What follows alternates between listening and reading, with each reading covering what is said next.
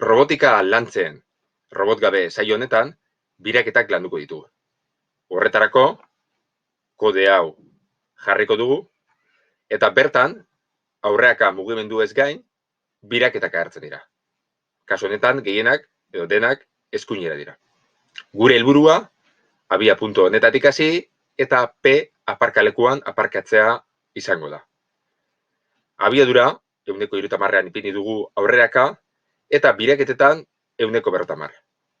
Garrantzitsua da, abiadura hauek ondo doitzea, biraketak eta aurreako pausuak ondo burutzeko. Ikus dezagun, gure programak nola funtzionatzen duen. Play botoiari emango digu.